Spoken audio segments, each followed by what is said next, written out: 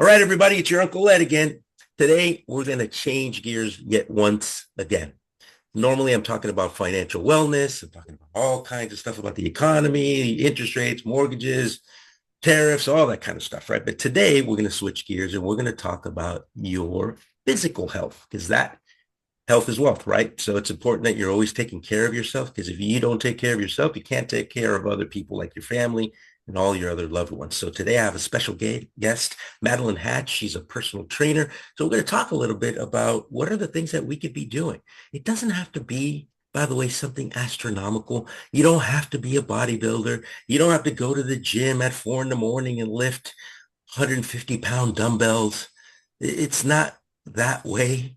Motion is lotion. Make sure that you're just moving. So we're going to talk to Madeline today to see what can we be doing to make sure that in these pretty stressful times that we can get our cortisol levels down by moving and doing some exercise. So thank you so much for joining me this morning, Madeline. Yeah, thanks So for tell having us what can we be doing? well, let's see. I've started a class here in town where I live, and we have just they're retired, they're older, they really just wanna, as you just said, like they just want to move, they just want to stretch, they just want to feel a little burn in their muscles, and then they're good to Yeah. go. So what we do is exactly that. We have foam rollers, so we foam roll either our upper body or lower body. We stretch our upper body or lower body, and then we do a couple exercises. And the hour goes by fast because we're just chit chatting along the way. And then we are off for the day. So it's kind of just something as little as that. It's great to do things together. Yeah, Um, agreed. and so, yeah. What can a person be doing if they don't have the time to go somewhere, just do it from their home? And how much time do you recommend a person exercises or does any kind of movement at a time? Yeah, I mean, if you have like, if you're working a 9 to 5 and you can, squeeze in 30 minutes on your lunch break, or, what I was doing when I was working 9 to 5 is I would take 15 minutes to eat my lunch, kind of decompress, but then I would go for a lap around the building. So if you can really only squeeze in 15 to 20 minutes in your day, I would, personally say try to do something that actually exerts or works your muscles. I know walking is great and it's better than nothing. But if that's all you can get in, I'd say something that's like actually gets your heart rate up. So if you have stairs, I'd probably recommend walking the stairs, or use those stairs for an incline kind of push up, or a plank even. Just get your core Mhm. engaged, work your arms, work a little bit of your chest, being able to just be able to do. I think there's two different numbers. Women should be able to do a certain amount of push-ups versus men, and being able to just do, I don't know, I think I'll just throw out a number of 10 for women, 30 for men. There's a certain level, and this is what is decreasing the levels of heart disease Yeah. in us. So just thinking of what meets the baseline, trying to squeeze that into your day. And also there's other things like resistance bands, right? I mean, they don't cost a lot of money. You can carry them with you. Could take them to the office. You can crimp them on the door and do some resistance training that way, right? Exactly. Yeah. So having those with you, I have, just some light dumbbells that I have around the Mm. house. I can get in a little something here and there. Multitasking. It's great if you're just sitting at your desk and no one can see that maybe I'm doing a little bit of bicep curls off to the. Right, right. I You're mean, sneaking it really, in. really I have to like do it that way. I mean, and just for those who are able to walk and talk, there's Mm, like the whole um, walking treadmill is exploding right now. The whole industry, like that's there's true. this, yeah. So I know just by that alone, I can get in my 10K steps a day just from that, just walk and work. Yeah, no, totally. Do you recommend light dumbbells while walking? Like if you have to hold them, or Yeah, just hold them and do kind of like uppers as you're walking. yeah, Or yeah, is go. that something that you would have to be more of an intermediate person? Um, hmm, no, I think the lighter the dumbbells that you have, at the beginning, you can kind of go from there, To start just from adjust your dumbbells then. exactly. Okay. Yeah, that makes a lot of sense. And then core. Let's talk about core because that's talked about so much. How important really is core training, and how can we just start to get that dad bod or that belly fat off, just even at home? Yeah, it's super important. Yeah, you just think about how many ways we've tried to tackle building the core or trying to slim down. There's so many different ways and methods and whatnot. And the way I think of it is like, yeah, you really want to have a nice, solid, well rounded core from all different sides. So I just think of it as long as you're getting some exercises that involve the side of your core, your obliques and whatnot, and then you get an exercise that hits the front. So think about like when you're doing those exercises and how that feels. Now try to apply it to when you're just sitting. When you're Mm, just sitting, you realize, oh, that's a lot harder because you don't have resistance against yourself. You're creating the resistance yourself. But just being able to create that mind muscle connection to your core is huge. Um, so, I just think of it as like if you're waking up in the morning, first thing you do, maybe you get on your phone, maybe you drink some coffee, maybe you do this or that. And honestly, like the easiest thing to do is just lean back, have nothing behind you, sip your coffee like this, just lean back and just feel your core. with your Just legs up a little bit? not even like, Not even that. Okay. yeah, super, super easy. Your feet can be touching the ground, Okay. but you're Lean not back. using anything to hold you up except for your Uh, core right there. which is engaging your core. Hmm. Yeah, that's a great idea. So That's a those are very just good. very, very easy. Like if you want to actually get into like the fat blasting or, all that, that's definitely like highly controlled by nutrition. So that's a whole nother thing. Yeah, which is what would you say nutrition is to overall fitness? What percentage? Um, How's the fitness to diet ratio I know like in everyone being like in it's so shape? exactly, yeah. Everyone says it's so, so important and but it's water under the bridge unless someone says it from their own experience. Someone who has seen it firsthand how important it is. I like have always been fantastic at exercise, and you'll hear this pretty often. I'm great at exercise with my nutrition. I've always been really great at exercise. I can show up for every workout.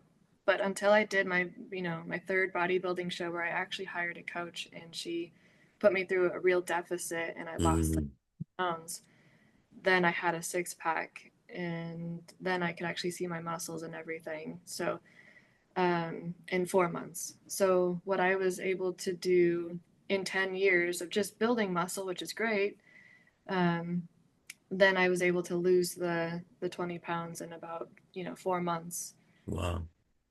all because of diet. It was during COVID, and I had no gym. There was there was just me in the outdoors doing push-ups and basic things like that. And how did you feel the before and after, by the way? Oh my gosh. Because you were going to the gym. It's not like you weren't doing that. But how did you feel the 4 months after that?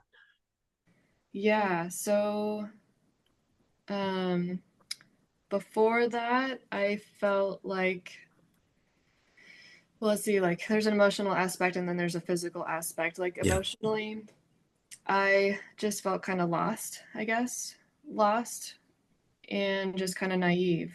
After Mm, I felt very clear and very aware of what I was doing. Um, interesting. physically, I felt kind of sluggish. I felt kind of like, you're just carrying around a little bit of extra weight that you don't necessarily need. And then after that, oh my gosh, running was easier.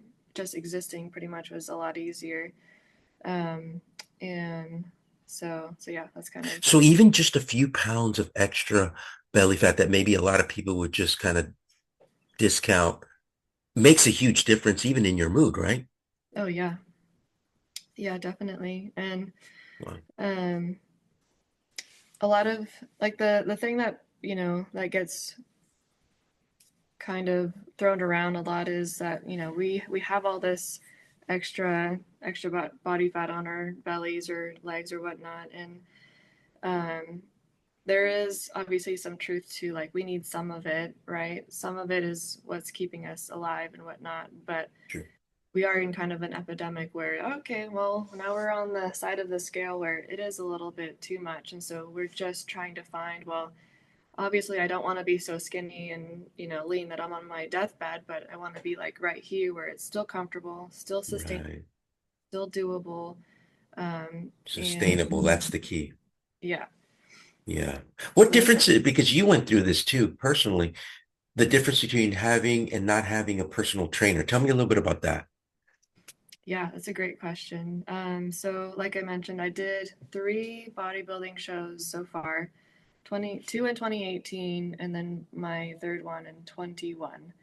Um, and so not having a personal trainer in my first two, because even still now to this day, I think like, oh, I could do it. I could do it all on We my own, all do. Right. We right? don't need one.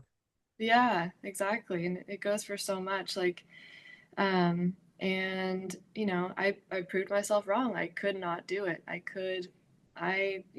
keep telling myself I have been able to maintain so well. I've been able to maintain about 140 to 145 since high school. So I joke and I say I'm really fantastic at maintaining my weight, but not super good at just being like, all right, here's my deficit and this is what I have to do Mm, and actually, achieve and accomplish that. So it wasn't until I got my coach in my third competition where boom, it all came right off. It was yeah. It's amazing how that works because you just don't really you minimize the impact, but without a coach, you can't really do next level accomplishments, in my opinion. That's mhm, where it comes into play. Yeah, could you be in okay shape without one? Yeah. But if you really want to be in shape and experience that difference that you experienced after 4 months, that's where a coach comes in because these folks, look, we can't be experts at everything. Nobody's going to be their own attorney, their own doctor, their own everything. Do be your own tax pro, although some people, swear that they can DIY their whole life. What I have found is that it's better to engage a professional in those areas so that you can maximize next level accomplishments, right? And I think that you're a living testament of that. I really appreciated, you have a phrase on your LinkedIn that says that you do corporate wellness accountability programs. I so love that you put that accountability word oh, in there because the truth of the matter is that, look, the greatest person you're accountable to is the person in the mirror. You know your truth when nobody's watching you. What are you doing? Are you really happy? Or are you just putting on a mask, right? Tell us mhm. about this corporate wellness accountability program because I think you target small businesses. So for those business owners that are out there or executives that really care about their employees, listen up. Yeah. Yeah, I just started doing this not too long ago.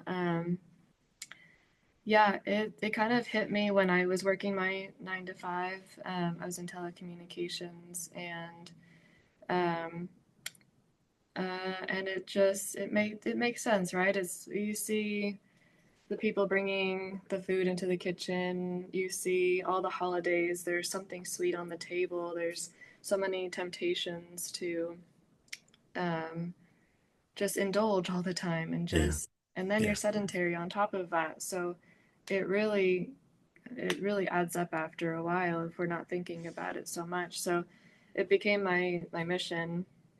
Um, and as I was there, I was the one holding myself accountable mm, to what meant a lot to me, and that's kind of why I plugged that in there because yeah, you are the one holding yourself accountable the whole time. And if you slip up, then you're the one that knows. No one else cares. You can do whatever you want.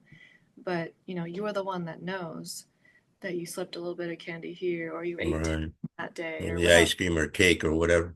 Exactly. Yeah. So if Do you you know see for that sure, lacking a lot in corporate America in businesses? That part of it of really focusing on the employee's physical health. I mean, we hear so many people, I mean, I have. of people being so stressed out that they die of heart attacks at young ages and stuff. And I got to believe that a lot of that is work stress. Yeah, definitely. I think it's kind of emerging now that I'm a little bit more tapped into the industry. It seems like there's definitely since COVID, there's a huge wave of awareness now that like we Mm-hmm. would step it up and actually take care of our employees because it fulfills all the aspects of why we want people to stay here at, at their jobs as a business administration bachelor's degree. I learned a lot about retention and a lot about what keeps people at work and how our big Yeah. business is doing different things to make this literally their second home. And it just makes sense. Well, if health is kind of the the root of it all, it makes sense to be investing in programs and things like that to keep people healthy. Yeah, it makes sense. The foam roller. Dispel this whole thing because I have one and man, the first time I used it, I thought I was going to have to call 911. Man, it was so painful. Whoa, but it's breaking up. I guess that's scar tissue, right? It's just wow. But then after it feels so, it's that kind of pain that feels so good, right? Yeah. Tell us about the importance of that. Yeah, so we have and I'm not really even like as fully knowledgeable about it, but from what I have learned and what I've seen is it breaks up fascia and it breaks up what you said, scar tissues. It to me, it feels like it just relaxes tight muscles, um, and really mentally gets you in tune with different parts of your body. I'll find clients that I've worked with have you know didn't know that they had tight hips until they would work on a foam roller, and Yeah. they're like, oh my gosh, I got to work on that. Hmm. I'm like, well, yeah, that foam roller is, that's what it's going to do. So what, it is funny that the whole idea of a foam roller, everyone seems to have one, but they hardly ever use it or know really what it's good for. And so just like the classes that I teach, I'll mention in class because no strength training class does this. No, That's a true. lot of these That's why groups. I asked because it's normally not even talked about. Exactly. Yeah. It's just so hidden in the closet. Well, you take one of my classes, you'll get to put it to good use. So, Excellent. Very yeah. good. So on that note, everybody, you see her phone number there. Give her a call, but you're also doing classes. Are you doing them online, by the way, where people could just follow you and do the exercises with you on Zoom or something? Yeah, Where's so a good place that they can go and enroll? honestly, let's see. So I've started them on Zoom. I started them on YouTube Live. Um, Excellent. and so Where I does think, one go to sign up for that? yeah, I almost want to say either call, text. You see the number? That's my Hmm. cell phone number. It's a good phone number to text me at. If that's Okay. the best. My email is good too. What's your email address?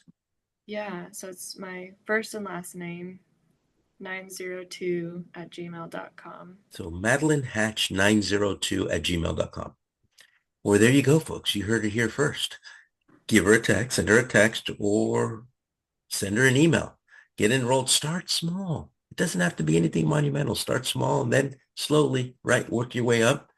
And you're going to see that, boy, exercise, it really will change both your mood and how you just feel overall. And these days, we all need to be feeling positive and feel good regardless of what's going on around us because we have control over that. We have no control over all the rest of the stuff that's going on, but we do have control over our own physical health. And that's why I love that word accountability. Be accountable to yourself.